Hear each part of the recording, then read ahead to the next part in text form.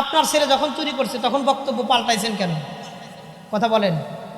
হ্যাঁ, আপনার বেটা ধর্ষণ করছে, এক মা বোনের ইজ্জত নষ্ট করছে, আপনি গিয়া তাকে বাঁচানোর চেষ্টা করেন। যদি আপনার মেয়ের ইজ্জত নষ্ট করতো তখন আপনার বক্তব্য কি হইতো?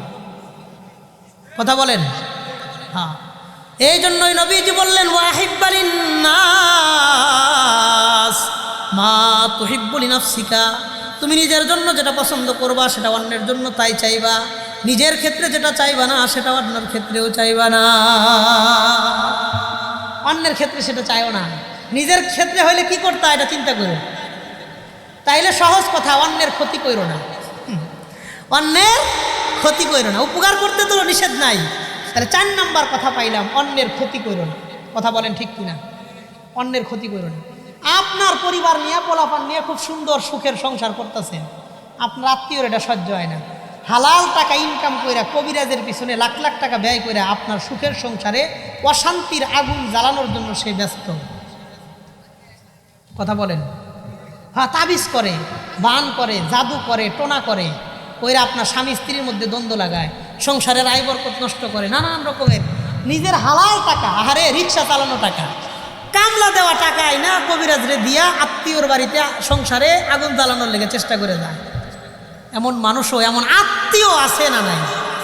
অপরিচিত হইলে আমার দুঃখ থাকতো না, আত্মীয়রা এটা করে, আত্মীয় স্বজন এটা করে।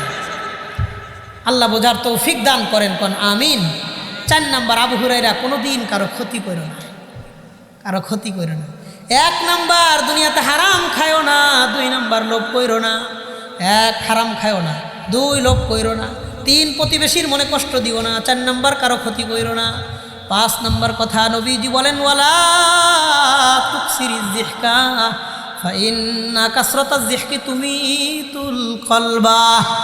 আবু হুরায়রা, তুমি খুব বেশি হাসবা না, কারণ অধিক হাসি মানুষের অন্তরকে মৃত বানায় দেয়। আবু হুরায়রা, বেশি হাসো না দুনিয়াতে, খুব বেশি হাসো না, কারণ অধিক হাসি মানুষের অন্তরকে মৃত বানায় দেয়, অন্তরকে মাইরা ফেলায়। তাহলে বেশি হাসবা না। 5 নাম্বার, বেশি হাসবো না। বলেন ইনশাআল্লাহ।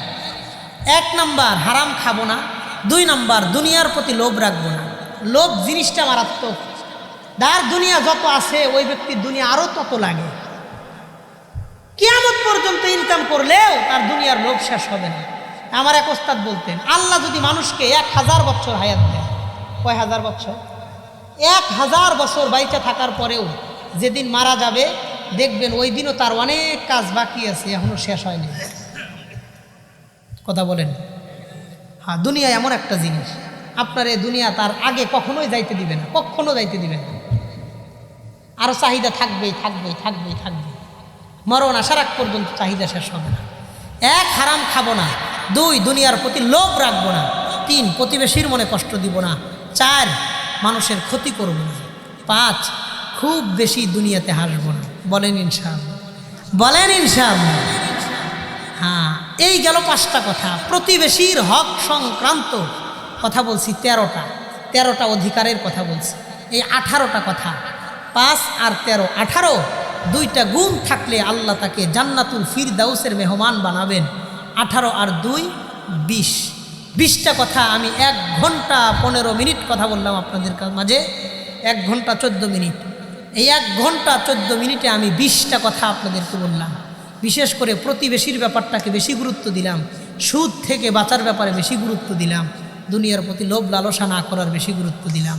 প্রতিবেশীর সাথে শেষ কথাটা বলে দেই, হুজুর সে নিজেই খারাপ, আমি কি দোষ দিব, ওই আমার লগে নিজেই কথা কয় না। দেখেন, আপনি যদি কারোর সাথে ঝগড়া হয়, 1বার 2বার দেখা হয়েছে, সালাম দিয়ে রাখছেন, সে উত্তর দেয় নাই। অনেক সময় দেখা যায় আমি ঠিক আছি, সে ঠিক নাই। কথা বলেন।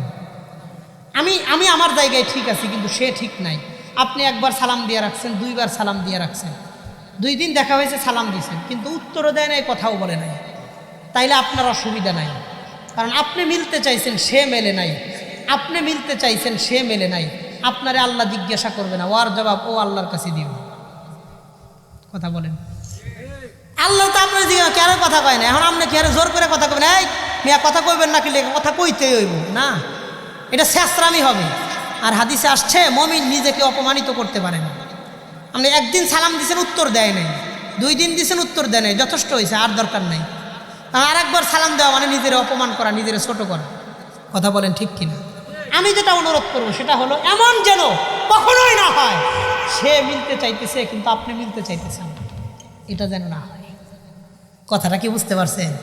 ঝগড়া হয়েছে যে কোনো কারণে অকারণে, সে এখন মিলতে চাইতেছে কিন্তু আপনি মিলতে চাইতেছেন না, তারা চান্স দিতেছেন না, এমন যদি হয় তাহলে ঠিকই আপনাকে আল্লাহর আদালতে দাঁড়ায় জবাব দিতে হবে। এই জন্য আমরা প্রতিবেশীর লোকে ঝগড়া করব না। প্রতিবেশীর বাসায় আমার ইমানের সার্টিফিকেট, প্রতিবেশীর ঘরে আমার জান্নাতের সার্টিফিকেট, এই বিষয়টা সবাই মনে রাখবো। প্রতিবেশীর কারণে আমার আখিরাতকে বরবাদ হতে দিব না, বলেন ইনশাআল্লাহ। আমি আমার এই সংক্ষিপ্ত সময়ে 20টা কথা আমি কোরআন ও হাদিসের আলোকে বলার চেষ্টা করলাম।